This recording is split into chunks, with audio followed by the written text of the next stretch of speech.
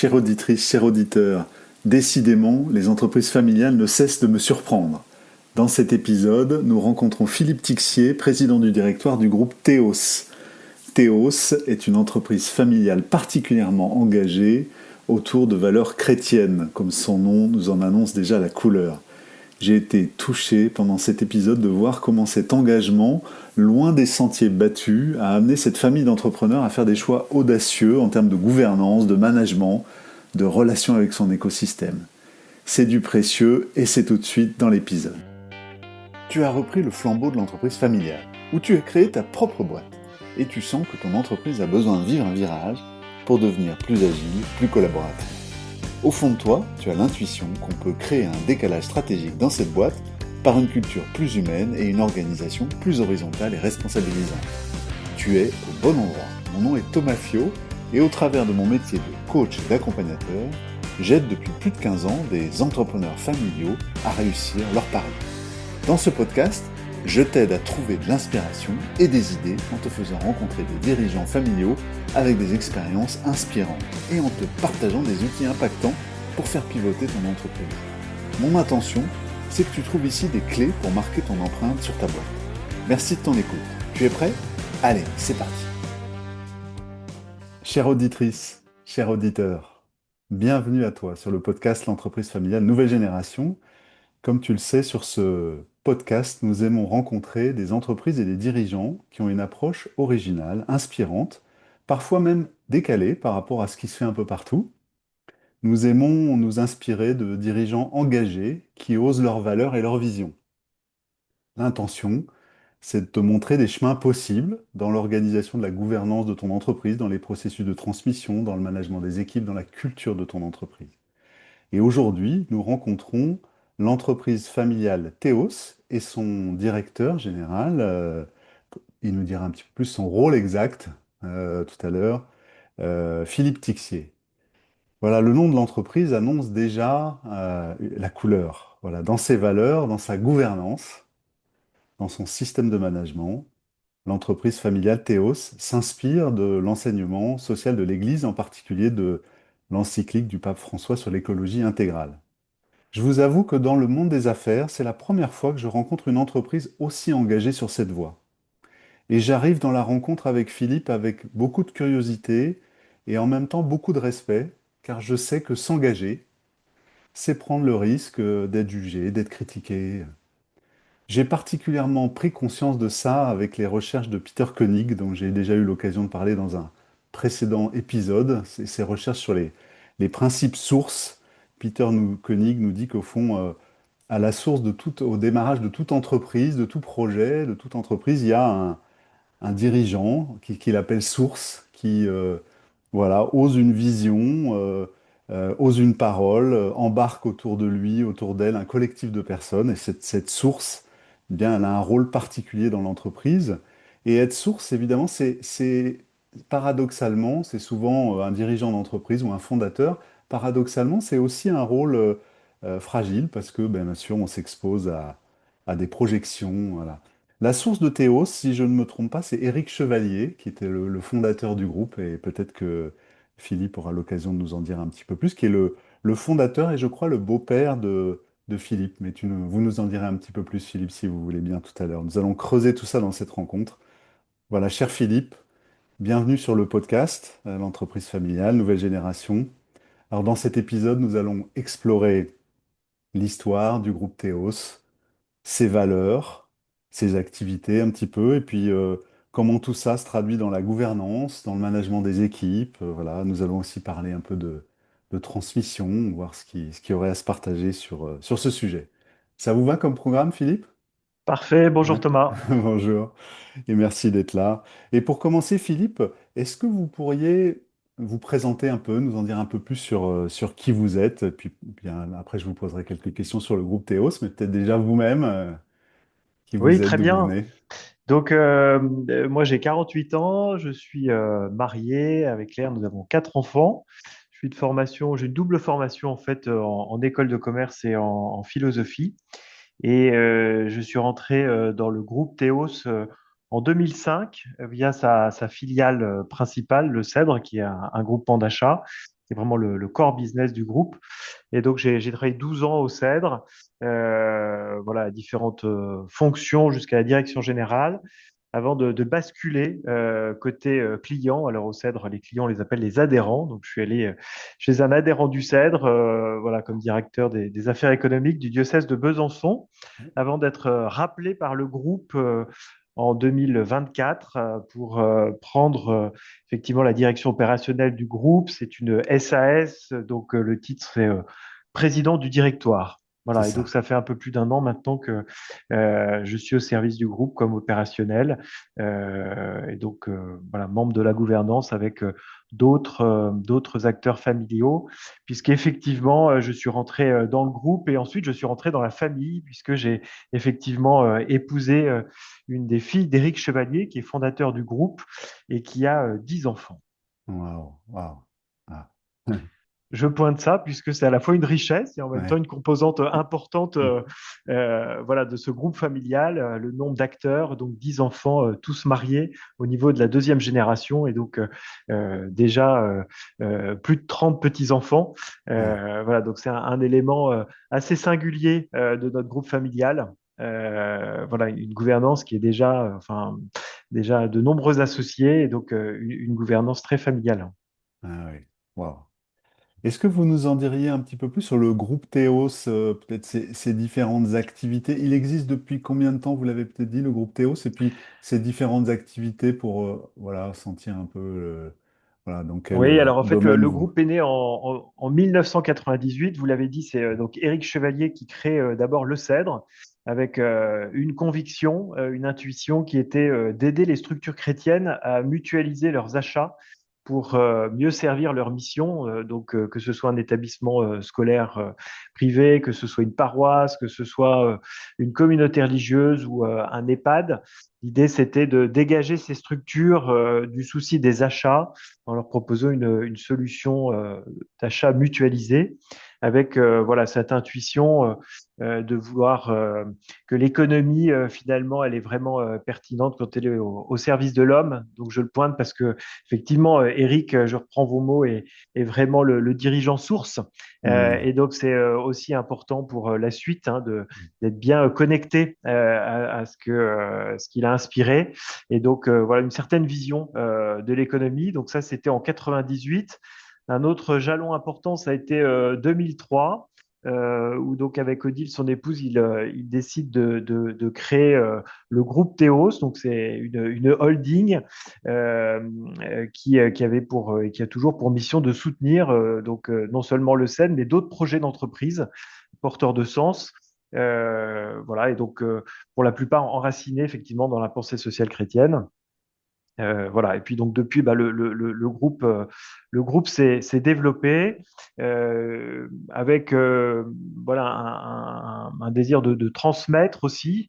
Ça fait partie du projet d'Éric et donc il y a eu une première transmission d'abord du capital en 2013 à ses enfants et puis aux petits enfants en 2023 et puis 2024 une année importante puisque la deuxième génération reprend la gouvernance. Et donc, c'est un nouveau chapitre qui s'ouvre pour le groupe, un nouveau cycle, après le cycle du fondateur, un nouveau cycle qui s'inscrit à la fois dans la continuité, mais forcément aussi qui a son originalité, qui apporte sa singularité. Donc aujourd'hui, le groupe, c'est 14 participations. Euh, voilà, ça représente, pour donner quelques chiffres, en chiffre d'affaires cumulé, 40 millions d'euros, sachant que dans les 14 participations, on a aussi bien des participations majoritaires et des participations minoritaires. Et pour l'ensemble, ça représente 330 collaborateurs, sachant que le vaisseau amiral, c'est vraiment le CEDRE. Donc le CEDRE, c'est environ 200 collaborateurs, 25 millions de chiffre d'affaires. Et puis il y a l'univers Cèdre avec d'autres entités Cèdre en France qui sont spécialisées. On a un courtier en assurance, par exemple, qui a sa propre entité pour des contraintes réglementaires. On a la même chose sur la gestion d'actifs financiers. Hein. On a un conseil en investissement financier qui s'appelle le CED Finance Éthique. Et puis, on a aussi un cèdre en Pologne, donc aussi un groupement d'achat. C'est vraiment un copier-coller du cèdre, mais pour les structures polonaises. Voilà, on a d'autres participations majoritaires en Bourgogne. On a vraiment cet ancrage bourguignon. On est par exemple associé dans une usine qui fait du granulé de bois, pas très loin de nos bases, voilà, à La Guiche, près de Paray-le-Monial, donc. Voilà, on a deux domaines viticoles, on a aussi un château à Taroiseau qui a vocation à faire de l'accueil des séminaires d'entreprise, de l'accueil de groupes, etc. Et puis ensuite, on a tout un tas de participations minoritaires, voilà, dans des univers divers et variés. C'est aussi bien la fintech, le cinéma, les Ah restaurants oui, d'insertion, très large. Ouais, voilà. Et même très large. la Ah joaillerie oui, de luxe. Et on y ah oui. reviendra peut-être tout à l'heure, mais c'est pas n'importe quelle joaillerie. Ah oui, oui, on vous nous direz. Super, c'est passionnant. Donc en fait, il y a toute une constellation d'entreprises, d'activités autour de Théos, quoi, hein, de la holding, tout, Oui, voilà, alors tout s'est ouais, développé d'abord autour du métier cœur, hein, le cèdre, voilà, ouais, qui a déployé des petites sœurs au fil des besoins des adhérents. Et puis après, effectivement, il y a eu cette lecture de Laudate aussi, vous y avez fait référence tout à l'heure, en 2015, avec cette notion d'écologie intégrale et intégral. qui nous a marqué et qui du coup a ouvert un peu notre champ. On est sorti un peu du cœur de métier pour aller dire bah, peut-être qu'on peut soutenir effectivement une économie qui est soucieuse des relations avec son écosystème et notamment avec la dimension de la relation à l'environnement hein, qui est très présente dans l'ODAT aussi, mais c'est aussi la relation aux autres, c'est la dimension spirituelle, la relation avec soi-même. Donc voilà, comment on peut être dans une économie attentive à la relation. Et donc, on est allé chercher ou soutenir des projets qui portaient effectivement la même intuition. Et donc, on n'a pas cherché des secteurs d'activité, on a cherché des projets qui étaient un peu disruptifs au regard de l'écologie intégrale. D'où, par exemple, bah, je reviens à la Ouais, joaillerie circulaire, où en fait, c'est de la joaillerie circulaire au sens où on utilise essentiellement des métaux et des pierres précieuses existantes. C'est du reconditionnement, si je puis dire. On va pas faire d'extraction de matières premières. Voilà, donc on a trouvé l'intention intéressante, voilà, de pouvoir faire des produits de qualité, sans aller puiser dans des gisements, voilà, pas toujours très bien exploités. c'est ça, avec les conditions humaines qui parfois sont questionnables ou ont été questionnées à certaines époques.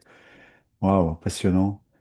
Et dans cette entreprise de joaillerie, vous êtes minoritaire, majoritaire? Vous êtes Non, on est minoritaire. minoritaire. Ouais, ouais, on Ouais, est minoritaire. ouais. Ouais, ouais. Vous soutenez vous êtes aux côtés d'entrepreneurs.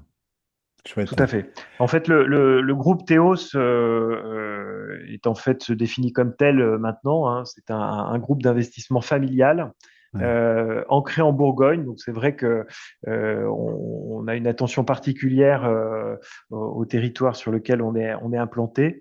Voilà, sans pour autant se limiter au territoire, puisque en l'occurrence, voilà, cette joaillerie, le siège est en région parisienne. Elle n'a pas ouais. particulièrement de lien avec la Bourgogne. Ok, ok. Et donc le bateau amiral, hein, le Cèdre, vous me disiez dans la préparation de cet épisode que le Cèdre, c'est au début évidemment, ça s'adressait à des organismes plutôt d'inspiration chrétienne, mais aujourd'hui il y a des clients. Vous êtes en leadership sur le marché, par exemple des achats dans les campings, vous m'avez dit, bref, ça s'est beaucoup développé et vous avez élargi votre base de clientèle, hein, c'est ce que j'ai compris.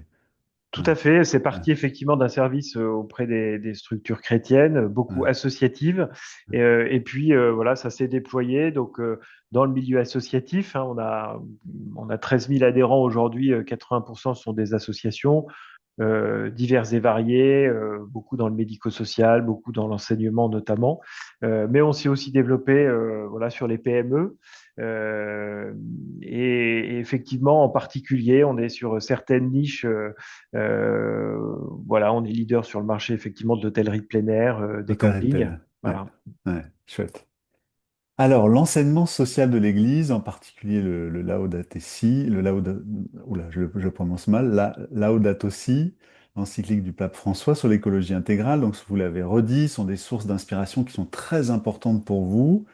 Euh, voilà, aussi bien en interne que dans votre gouvernance, que vis-à-vis de vos collaborateurs. Alors, comment ça se traduit dans l'entreprise? Comment ça se matérialise? Comment est-ce qu'on fait vivre ces convictions dans une entreprise? Comment c'est possible?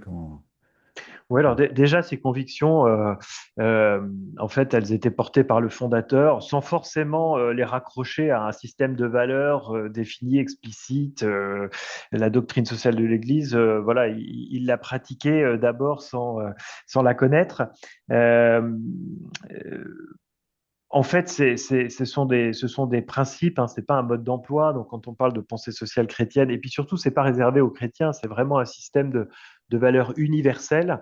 Et de quoi parle-t-on? On parle de respect inconditionnel, par exemple, de la dignité de la personne. On parle de recherche de biens communs. On parle de principes de subsidiarité, de solidarité, de Ouais, partage. ouais. Donc, c'est des notions qui sont vraiment accessibles à tous, mais effectivement, l'idée, c'est d'arriver à les incarner de manière un peu concrète, à les faire vivre pour pouvoir les partager. Euh, donc ça, c'est, je dirais, les valeurs un peu fondamentales de la pensée sociale chrétienne. On appelle ça comme ça. Il peut y avoir plusieurs dénominations. Et puis, il y a effectivement cette singularité un peu de l'Odate aussi. Il y a notamment quatre principes qui, très concrètement, sont un peu notre boussole hein, dans nos prises de décision, dans notre manière de vivre l'entreprise. Je vous les cite. Il y a par exemple le temps est supérieur à l'espace, l'unité prévaut sur le conflit, la réalité est plus importante que l'idée et le tout est supérieur à la partie. Hmm. Voilà.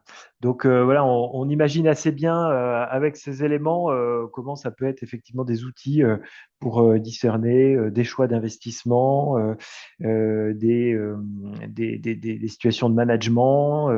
Voilà, donc euh, à la fois c'est une boussole et puis après effectivement ça vient impacter des manières d'organiser l'entreprise. Moi, un principe que j'aime bien, c'est celui de la subsidiarité. Donc Hmm. la subsidiarité, c'est l'idée que la décision se prenne au plus proche du terrain.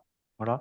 Et donc, on va organiser l'entreprise pour que bah, la décision se prenne au bon niveau et que bah, on crée les conditions. Le manager va veiller à ce que la personne puisse prendre ses décisions avec les bons niveaux d'information, la bonne autonomie, un droit à l'erreur, etc., etc. Hmm.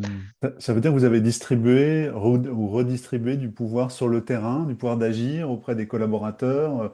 Vous auriez un exemple peut-être pour nos auditeurs, pour rendre ça un peu concret, je ne sais pas, de ce que par exemple chez le Cèdre, que vous connaissez un peu plus, enfin, Bah, pas par particulièrement bien, exemple, j'imagine. Ouais. un élément qui fonctionne assez bien, qui est intéressant, ce qu'on appelle les ETD, qui sont des espaces de travail, de discussion sur le travail. Et donc, par équipe, les gens se réunissent régulièrement pour pouvoir échanger ensemble sur la manière dont ils travaillent, sur la qualité des process, sur ce qui pourrait être amélioré, etc.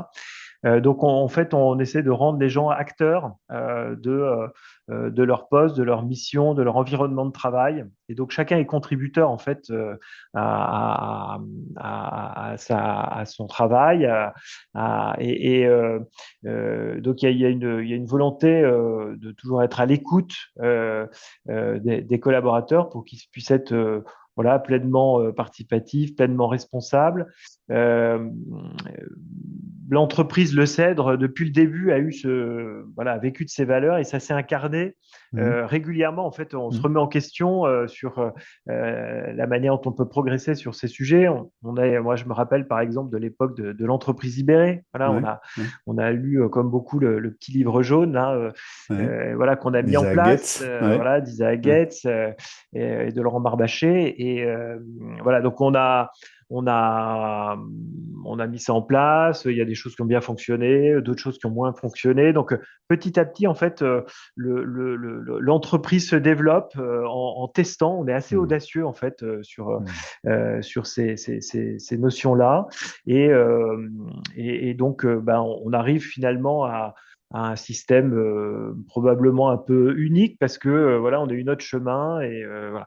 Donc en fait, on essaie de pousser un peu tous les curseurs. Voilà, on est entreprise à mission, on a la première entreprise à mission de Bourgogne.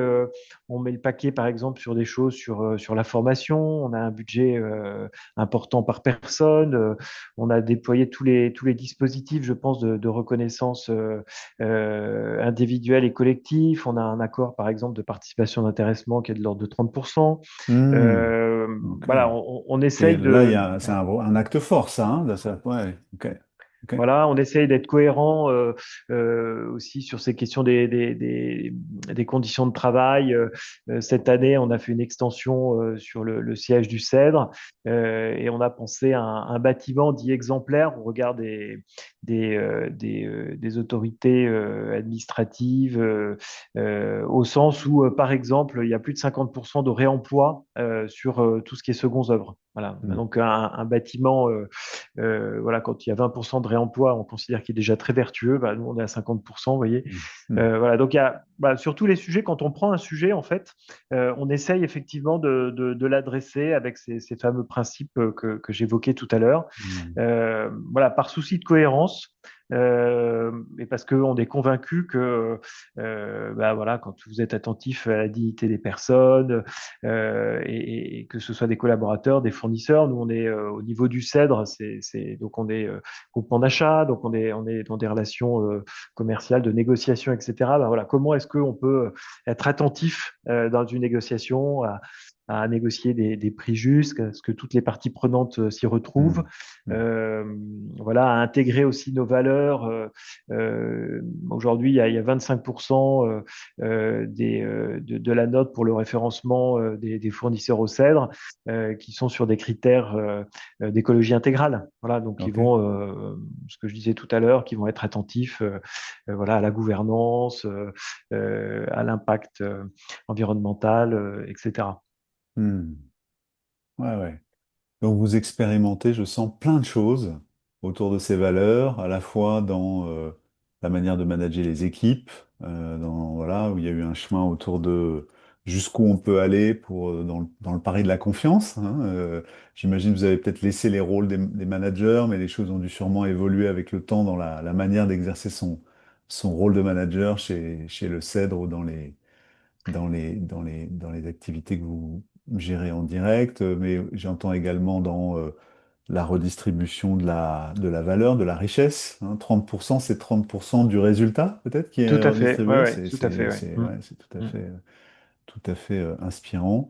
Et puis également dans vos relations avec vos partenaires, clients et partenaires, quoi, clients et associations partenaires Oui, ouais, tout à Hmm. fait. En fait, hein, le Cèdre, pour l'illustrer, vient de retravailler sa raison d'être et la notion vraiment cœur, c'est la notion de partenaire de confiance. En fait, on est vraiment convaincu parce que aussi on a ces valeurs et qu'on est dans un groupe familial, etc. On est vraiment sur du temps long et que ben, voilà, ce partenariat de confiance, il veut s'inscrire dans la durée. Il réclame effectivement beaucoup de justesse, voilà, dans la proposition de valeur, dans le partage de la richesse, enfin tous ces éléments de valeur qu'on a pointés. On est convaincu que bah, c'est gage de pérennité.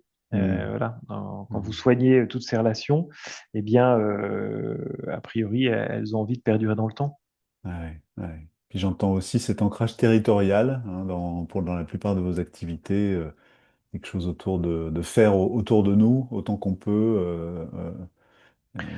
Oui, alors ça Ouais. s'est fait par choix, mais aussi par opportunité. Hmm.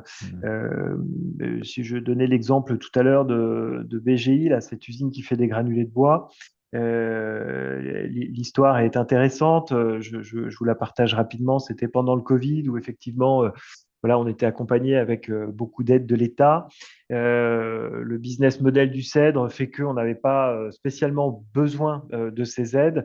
Et donc, voilà, on a interrogé un peu le territoire pour savoir si on pouvait nous-mêmes venir au soutien d'entreprises qui n'avaient pas la chance du Cèdre.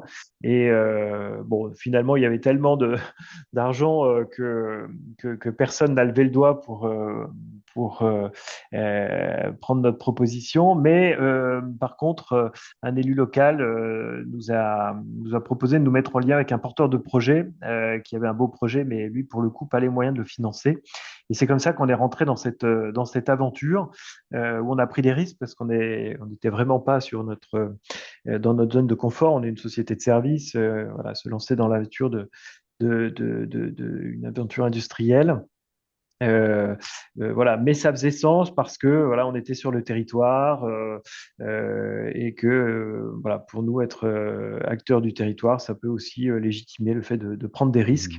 Mhm. Voilà. Donc voilà, après on développe aussi du fait d'être un groupe familial, on favorise l'entrepreneuriat au sein de la famille. Donc Mhm. voilà, on a accompagné aussi certains de mes beaux-frères qui se sont lancés dans l'entrepreneuriat. Voilà, je pense D'accord. notamment au domaine viticole. Ouais.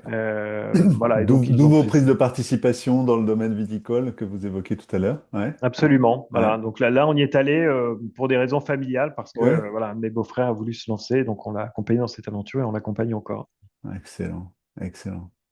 Alors, je voudrais zoomer avec vous sur la gouvernance. Je me demande comment ces valeurs que vous vivez, qui sont vivantes là, au sein du groupe, comment elles se traduisent? Au fond, la gouvernance du groupe Théo, est organisée comment?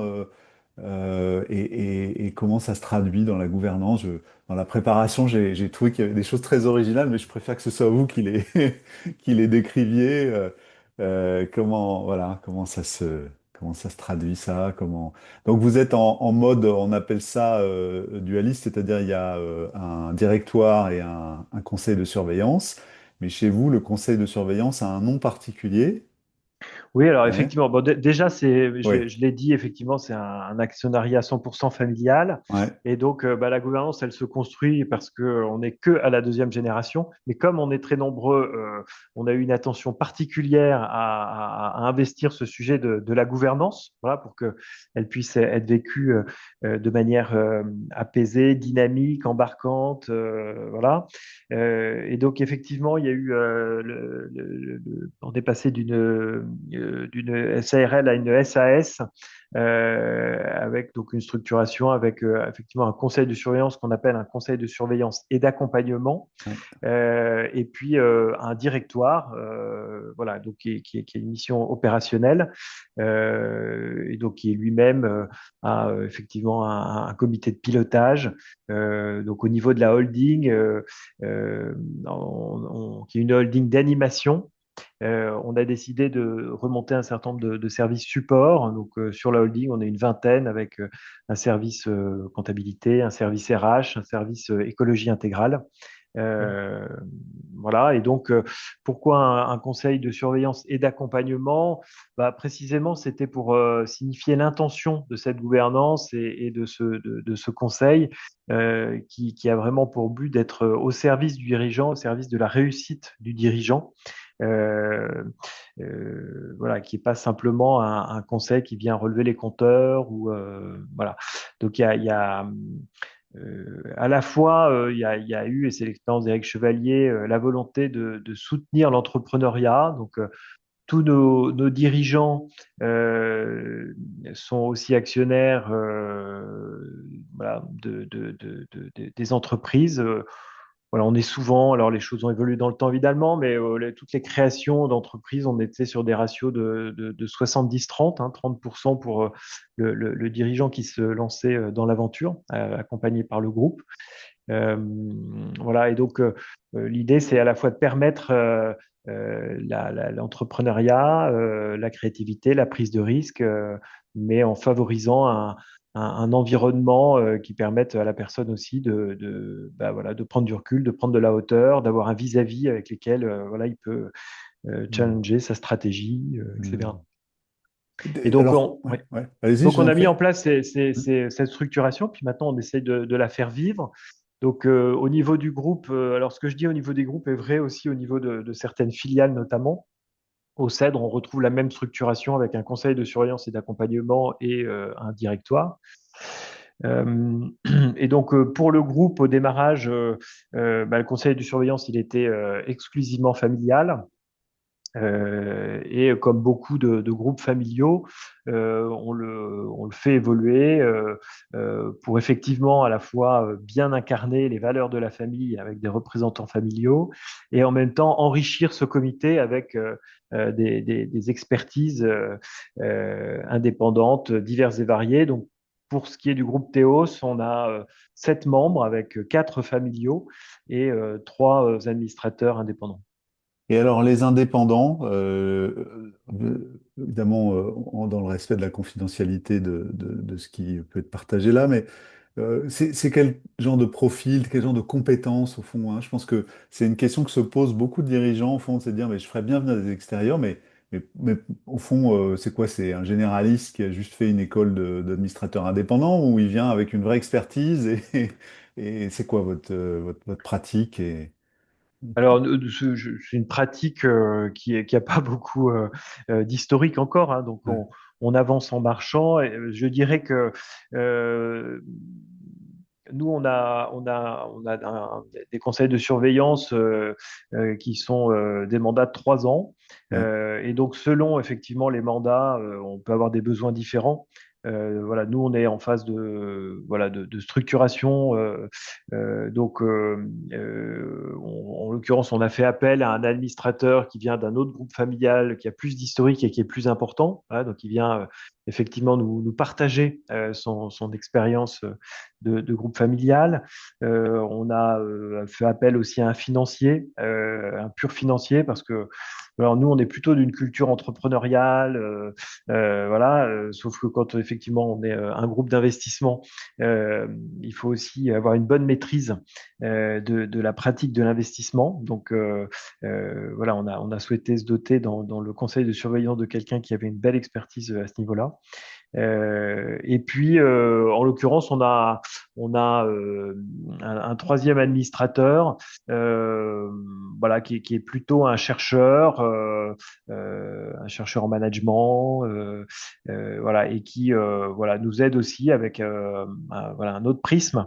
À structurer tout ça, à réfléchir.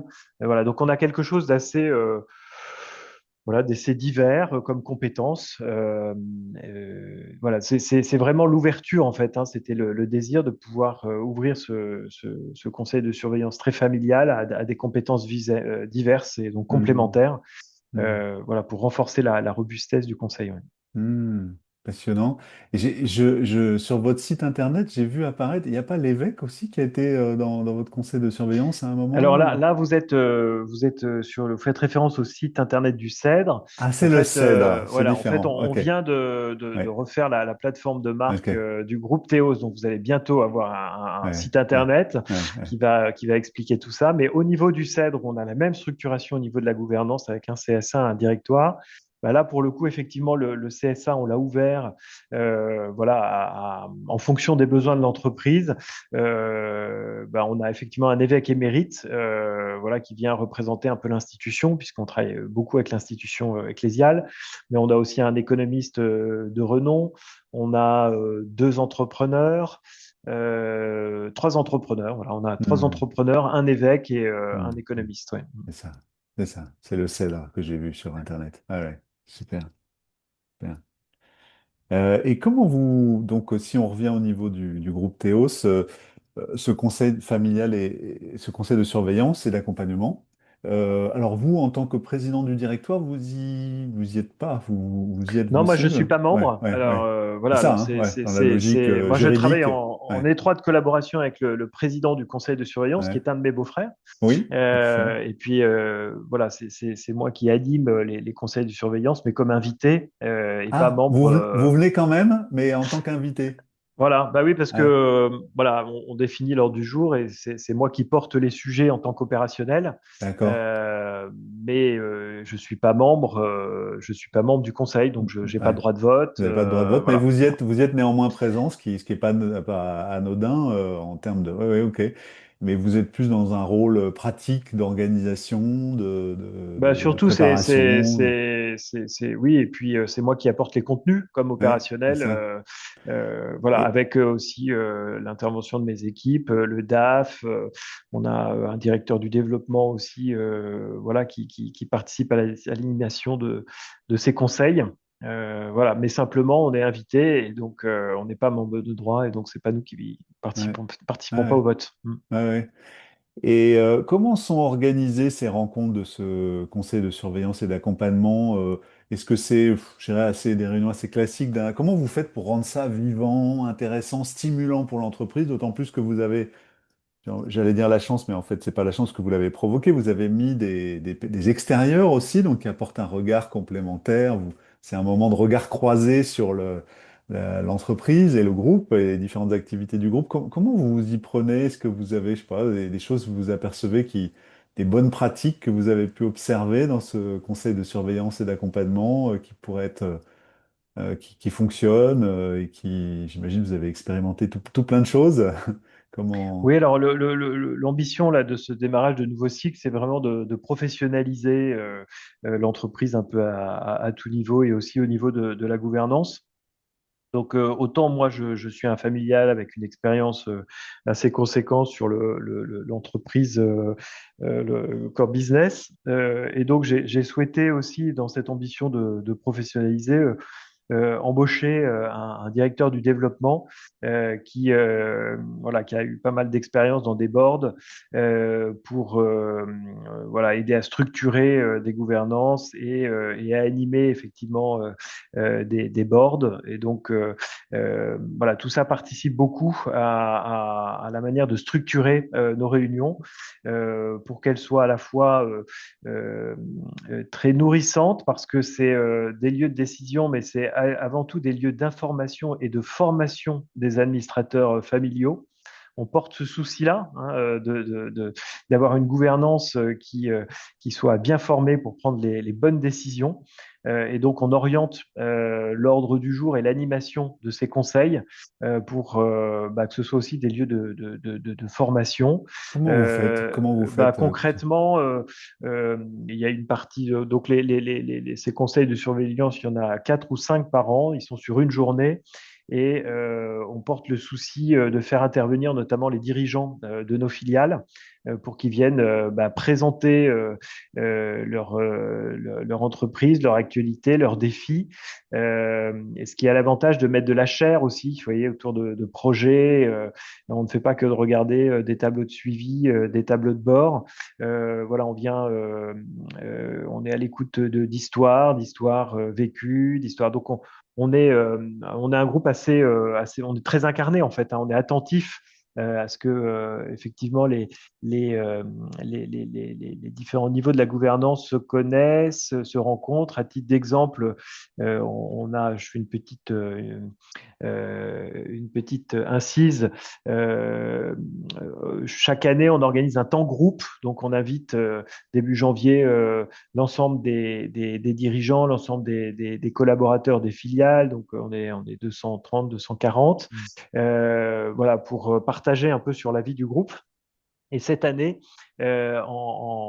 c'est des rencontres qui se passent sur une demi-journée. Et la matinée, cette année, on a invité les dirigeants du groupe, les associés, les membres de conseils de surveillance, des gens qui ne se connaissent pas forcément. On les a invités à vivre ensemble une matinée. Justement sur ce thème de la pensée sociale chrétienne pour bah, diffuser une culture commune et permettre aux gens de se rencontrer et de se former ensemble. Et Hmm, donc ça, c'est vraiment extrêmement riche. En fait, hmm. on facilite beaucoup la communication et les décisions quand les gens se connaissent, se comprennent, ont les mêmes codes, etc. Donc il y a une grande diversité dans nos affaires, mais en même temps, on essaye de travailler une culture commune.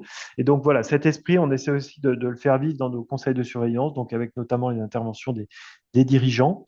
Voilà, et puis je dirais, on essaie vraiment de bien préparer une réunion, hein. Donc, on a des decks, des documents de séance qui sont délivrés une semaine à l'avance, qui sont extrêmement documentés, très nourris, ce qui fait que bah, les administrateurs hein, qui ont autre chose à penser le plus clair de leur temps, bah, voilà, passent une heure et demie à prendre connaissance des informations pour être au bon niveau de connaissance quand on attaque la journée. Et donc, on va plutôt s'orienter sur des questions, sur voilà, des choses qui demandent à être clarifiées. Mais on essayait vraiment de faire de ces rencontres des temps efficaces et pour décision. Voilà, Mm. l'idée de ces rencontres, c'est effectivement Mm. de pouvoir valider un certain nombre de choses. Et moi, je suis le premier demandeur, hein, puisque voilà, en tant qu'opérationnel, bah, il y a des sujets pour lesquels j'ai besoin d'avoir l'aval du CSA. Et donc, ces moments sont importants à la fois pour bah, rendre compte de notre travail opérationnel et pouvoir passer à l'étape d'après par des décisions du CSA. Mm. Et vous avez le temps, dans chacune de vos réunions, de passer en revue toutes les activités dans lesquelles le groupe a des participations, ou peut-être pas, ça serait trop long, hein, il y a trop de... Vous zoomez suivant les rencontres, Oui, oui, tout comment... à fait. Donc, tout ça est défini avec le président du conseil de surveillance. On fait des choix, mais il y a quand même une revue à minima. Hmm.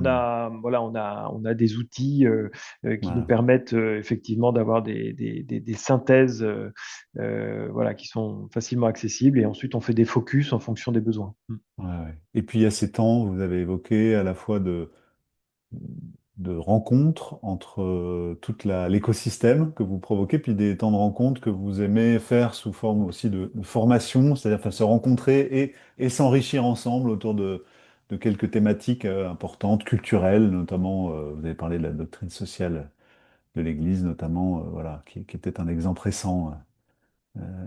Tout à fait. Et Ouais, puis après, on va chercher d'autres sources d'inspiration, hein. Sur cette même journée, l'après-midi, on a eu un temps de ressourcement autour du sport, voilà, où on a ouais. fait venir un champion olympique, un médaillé olympique du judo qui est venu voilà, nous partager son expérience et à l'aide d'un philosophe, nous a permis de voir dans quelle mesure cette expérience pouvait aussi éclairer la vie d'entreprise. Voilà, le rapport à l'objectif, la préparation face à une compétition, comment on vit l'échec aussi, comment un sport qu'on pourrait croire individuel comme le judo est en fait un sport d'équipe et que en fait c'est une victoire d'équipe, une victoire au judo.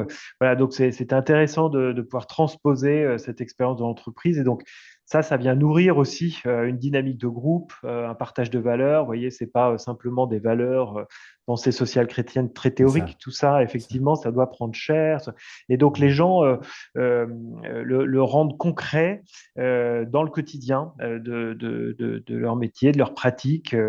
Voilà, comment, voilà, quand je suis chef de marché au Cèdre, eh bien, je vais pouvoir travailler en solidarité avec tel et tel public dans l'entreprise pour offrir une réponse de qualité à nos adhérents. Voilà. Et donc, voilà, en ça, nous, on a conscience comme manager, comme dirigeant, vraiment le souci de créer les conditions pour que ce soit possible et après, voilà, rendre les gens dans l'entreprise acteurs, quoi. Ça, c'est Hmm. vraiment, on a vraiment cette culture-là. On a des collaborateurs qui sont responsables, qui ont un vrai potentiel, etc. Bah, nous, on est simplement des jardiniers là pour essayer que voilà, les gens C'est puissent ça. se déployer, convaincus que bah, voilà, il n'y a pas d'opposition, au contraire, entre l'épanouissement des personnes et la capacité à produire un travail de qualité. Voilà, donc c'est vraiment l'objectif que les gens soient bien chez nous pour qu'ils puissent bah, se déployer pleinement et voilà, offrir un beau service au final. Ouais, alors les auditeurs ne vous voient pas, ne nous voient pas, mais moi je vois votre visage s'éclairer Mhm. et je sens que c'est un sujet qui vous tient à cœur, hein. Je sens là, le prendre soin des personnes, Voilà, qui C'est ce s'implique. qu'on expérimente en fait vraiment au quotidien. En fait, vous l'avez un peu dit, mais on essaie d'être un peu une sorte de laboratoire de tous ces sujets-là. Mm. Et, euh, et en fait, c'est vrai que c'est une vraie source de satisfaction, de joie, Mm. de voir des gens. Et on a plein d'exemples à donner hein, qui avec cet écosystème, se déploient et grandissent, quoi. Ce Mm. souci d'élever la personne, ça fait partie vraiment de nos convictions fortes, des convictions fortes du groupe.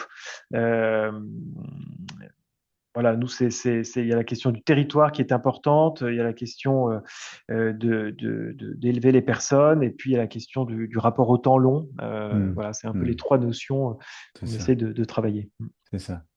Et dites-moi la partie. Alors déjà, est-ce que Éric Chevalier est au conseil de surveillance du groupe Théos? Non, ça a été Il y est plus? Il y est effectivement plus? Ah un ouais. élément important de ce changement de cycle, c'est que Ah ouais. le fondateur n'est plus dans la Ah gouvernance. ouais. Ouais. C'est Mm. énorme. Il a quel rôle aujourd'hui? Il s'est retiré? Il a pris sa retraite vraiment? Ou il...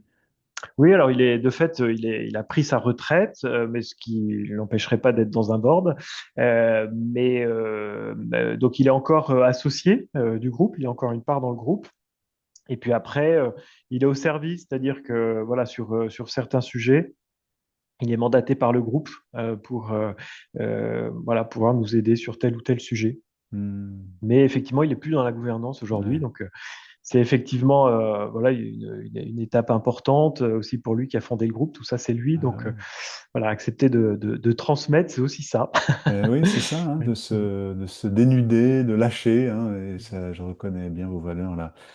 Et vous parliez tout à l'heure de la gouvernance familiale, 10 enfants, des gendres je sais plus comment, c'est des brus, des, Mhm. euh, des petits-enfants, bref, ça fait déjà tout un tas d'héritiers. Vous en êtes où dans l'organisation de la gouvernance familiale? Est-ce qu'il y a déjà un conseil de famille? Est-ce qu'il y a une charte familiale? Où vous en êtes où, au fond, dans Ben, cette... on est dans ces sujets-là, donc ouais, effectivement, on a bien avancé sur une charte, voilà, ouais, qui sera votée à la prochaine Assemblée générale au mois de mai. Et puis, on travaille aussi à la constitution d'un conseil de famille au sein d'une association familiale, voilà, pour pouvoir bien adresser ces sujets familiaux en lien avec l'entreprise. Voilà, comment transmettre l'affectio societatis, hmm, voilà, comment voilà, gérer des conflits potentiels. Voilà. c'est Donc ça. effectivement, ce que je vous disais en introduction, le fait d'être nombreux nous oblige voilà, à bien penser les choses, à les structurer pour que voilà, ça puisse être fluide. Hmm. Et donc voilà. Et donc là, c'est vraiment la deuxième génération hein, qui est à la manœuvre, voilà, qui a travaillé ces projets de charte, de statut, d'association familiale. Et alors, Voilà. Et donc, comment vous y prenez, pardon de vous avoir coupé, Philippe, comment vous vous y prenez j'entends que c'est un chantier en cours, hein, mais je sais pas, il y a des groupes de travail, comment ça s'organise, ce type d'étape, là, je pense que ça peut être intéressant pour nos auditeurs, même si on s'attend pas à ce que vous nous délivriez encore le final, puisque c'est en cours, mais comment on se lance là-dedans, on se fait aider par un conseil, on fait des groupes de ben, travail, on fait quoi? en fait, concrètement pour nous, ce changement de cycle a fait l'objet d'un accompagnement effectivement par un coach externe qui nous a voilà, accompagnés sur la prise de conscience de ce qu'on voulait faire et ensuite effectivement dans la mise en œuvre. Donc il est toujours présent. Aujourd'hui, on a conscience qu'on est encore jeune et qu'on n'a pas forcément encore, enfin en tout cas, on a besoin d'être accompagné. Voilà, je pense que c'est assez sain comme on l'est dans les conseils de surveillance. Voilà, on est aussi dans ces sujets de réflexion. Euh, et on a du coup décidé au démarrage de ce nouveau cycle de faire travailler la deuxième génération ensemble. Donc, on fait chaque année un séminaire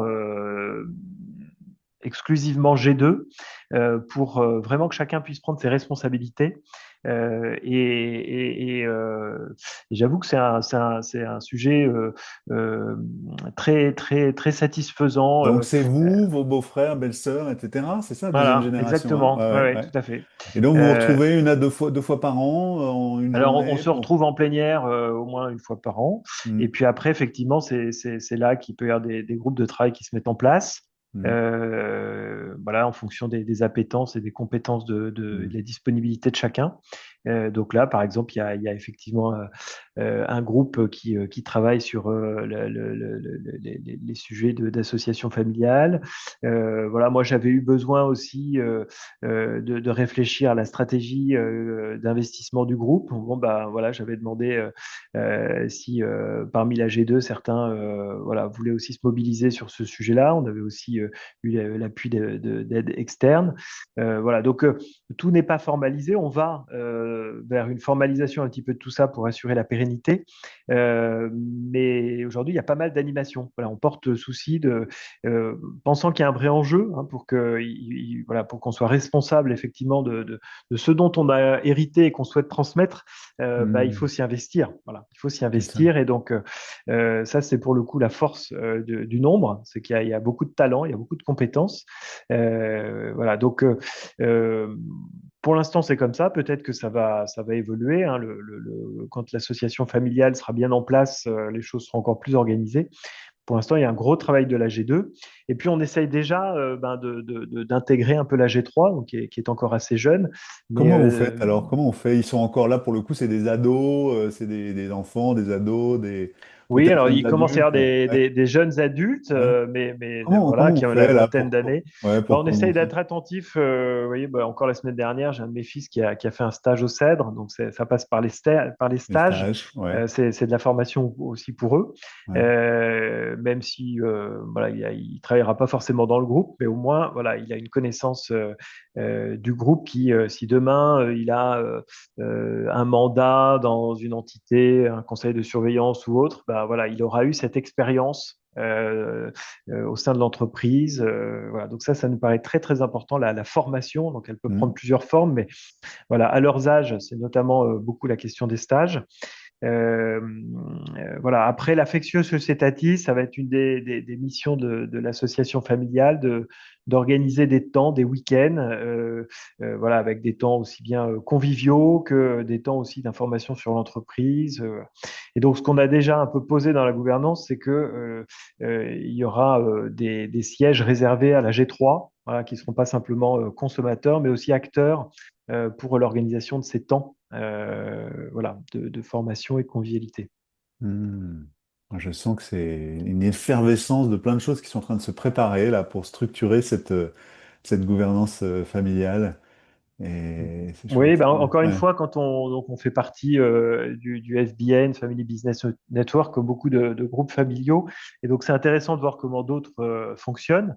Donc voilà, on a un peu tous les mêmes problématiques, mais pas forcément tous au même rythme. Et encore une fois, le fait d'être nombreux nous oblige voilà, à structurer assez tôt. Ouais, parce que nous, on est déjà 60 à la G3 et c'est pas fini.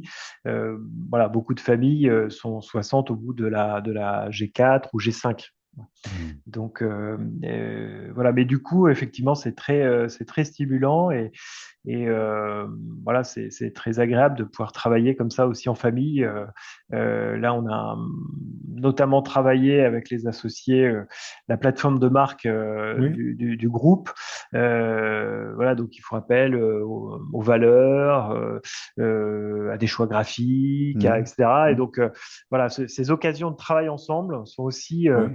des occasions pour voilà, former un groupe, pour que la confiance puisse se déployer entre nous. Voilà, on apprend à prendre des décisions ensemble, etc. Donc, c'est des exercices qui sont très salutaires. Je pense que c'est important. On produit et en même temps on apprend à travailler ensemble, quoi. C'est les deux. Exactement. Ouais. Exactement. Ouais. Passionnant. Et alors, vous disiez, vous êtes membre donc du Family Business Network, l'entreprise, là, le groupe, j'imagine. Et ça vous apporte quoi, alors, cette organisation, qui est qui est une organisation donc au niveau national ou peut-être même international, je ne sais pas, et qui regroupe des entreprises familiales, c'est ça, hein, le FBN. Ça vous apporte quoi? Ça, Peut-être pour Bah, des entreprises c'est familiales qui n'y essentiellement, seraient pas encore, qu'est-ce que vous y trouvez? Qu'est-ce que...